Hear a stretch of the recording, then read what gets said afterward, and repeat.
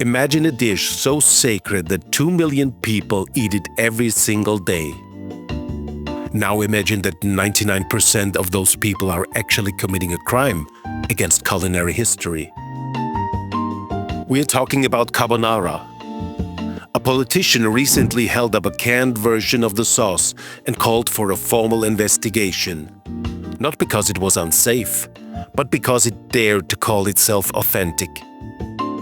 Most people believe this is an ancient Roman tradition passed down by emperors. But the truth is, this legendary pasta is actually younger than your grandmother. If it is not an ancient secret, who really invented it? In 1944, Rome was starving. Enter the American soldiers. They did not bring fancy ingredients. They brought military rations filled with powdered eggs and smoky bacon. A young chef named Renato Gualandi had to cook dinner for the Allied generals. He took that American breakfast and tossed it with local Italian pasta. He added heavy black pepper because it looked like coal dust on the hands of the local charcoal burners, known as the carbonari. That is where the name likely comes from. It was a survival dish born from a global conflict. But if this icon was actually created by mixing army rations with noodles, why does a modern chef treat a drop of cream like a national scandal? Today, the food police insist on only 5 ingredients, no exceptions. You need pasta, egg yolks, pecorino cheese, black pepper, and guanciale. This pork jowl is basically 70% pure fat. If you use regular bacon in Rome, you are essentially eating trash. But here is the secret they do not want you to know. If you look at the official Italian cookbooks from 1954, the recipe actually included garlic and Gruyere cheese. People were using heavy cream in their carbonara all the way until the 1990s.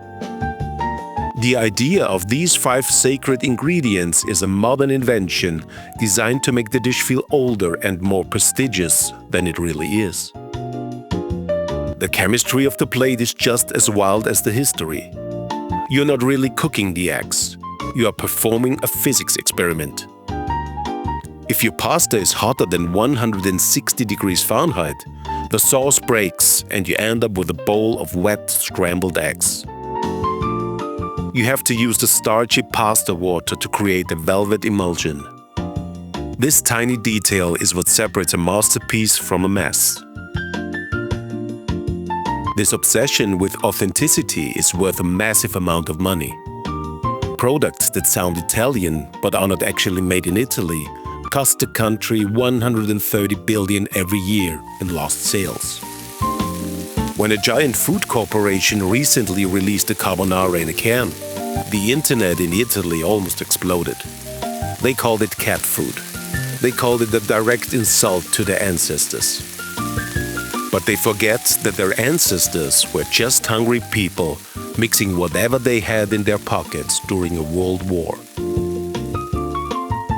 Carbonara is not a museum piece. It is a story of how 2 different cultures collided in a kitchen during the darkest time in history to create something beautiful. It is a reminder that what we call tradition is often just a very successful accident that happened a few decades ago. It proves that the best flavors do not come from rules, but from the need to feed people when everything else is falling apart. We keep fighting over the ingredients because we want to own a piece of history, even if that history was written by a soldier and a chef just trying to survive the night. Next time you see a bowl of yellow silk, remember you are eating a revolution. Follow the story, not just the recipe. More dishes are waiting.